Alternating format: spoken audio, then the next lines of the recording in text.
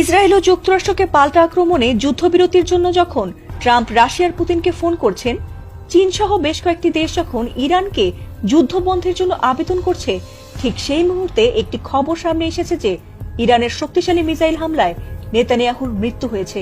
আর এই খবর যখন বর্ণনা করছেন মার্কিন এক গোয়েন্দা কর্মকর্তা, তার বরাত দিয়ে ইরানের বেশ কিছু গণমাধ্যমও নেতানিয়াহুর নিহতের খবর প্রকাশ করেছে। ইরানের হামলায় নেতানিয়াহুর ভাই এবং তার দেশের বেশ কিছু ঊর্ধ্বতন কর্মকর্তার নিহতের খবর বর্ণনা করেছেন এই মার্কিন কর্মকর্তা স্কট রিডার। তিনি জানিয়েছেন কিভাবে ইরানের ভয়াবহ হামলায় কোনোভাবেই প্রতিরোধ করতে পারছে না ইসরায়েল, কিভাবে শক্তিশালী হামলায় নেতানিয়াহু সহ তার ভাই নিহত হয়েছেন।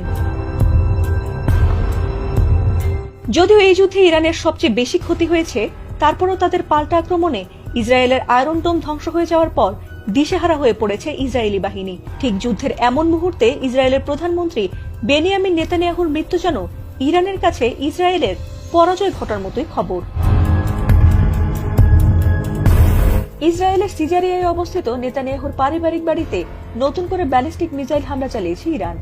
আর সেই হামলায় এবার ইসরায়েলের প্রধানমন্ত্রী বেনিয়ামিন নেতানিয়াহু ও তার ভাই ইদ্দো নেতানিয়াহু নিহত হয়েছে বলে জানিয়েছেন স্কট রিডার। এমনকি সেই হামলায় ইসরায়েলের জাতীয় নিরাপত্তা মন্ত্রী ইতামার বেন গাভিরও গুরুতর আহত হয়ে হাসপাতালে আছেন, আর তার বাঁচার সম্ভাবনাও নেই, এমনটাই জানা গেছে এই গোয়েন্দার বরাতে। সম্প্রতি তিনি রাশিয়ার সংবাদ মাধ্যম আরটিকে দেওয়া এক সাক্ষাৎকারে এসব দাবি করেন। সেই সাক্ষাৎকারে তিনি আরও দাবি করেছেন যে ইসরায়েলের সম্পূর্ণ ক্ষমতা দখল করতে চলেছে ইরান, আর এটাই এই যুদ্ধের বাস্তবতা বলেও জানিয়েছেন তিনি। এছাড়াও তার নামে একটি এক্স অ্যাকাউন্ট থেকে এসব তথ্য জানা গেছে। আর সেই এক্স পোস্টের বরাতে এক প্রতিবেদনেও তাদের নিহত হওয়ার বিষয়টি জানিয়েছে ইরানের তাসনিম নিউজ। যদিও তাদের প্রতিবেদনে স্কট রিডারের এক্স পোস্টের বরাত ছাড়া আর কোনো প্রমাণ হাজির করা হয়নি। এমনকি যে অ্যাকাউন্ট থেকে এই পোস্ট করা হয়েছে সেটি আদৌ স্কট রিডার ব্যবহার করেন কিনা সেটি এখনো নিশ্চিত হওয়া যায়নি। এছাড়াও প্রধানমন্ত্রীর দপ্তরের রেকর্ড বলছে নেতানিয়াহুর নামে সর্বশেষ যে বিবৃতিটি দেওয়া হয়েছিল সেটি গত 7 মার্চ। এরপর থেকে এখনো পর্যন্ত জনসমক্ষে প্রকাশ্যে দেখা যায়নি নেতানিয়াহুকে।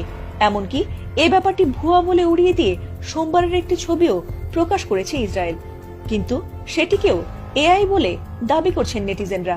আর তাতেই বাড়ছে জল্পনা, তাহলে কি সত্যিই নিহত হয়েছেন নেতানিয়াহু? আর যদি বেঁচেই থাকেন তবে তিনি যে মরেননি এমন কথা প্রকাশ্যে এসেই বোধহয় তাকে এবার খোলাসা করতে হবে বলে মনে করছেন বহু মানুষ।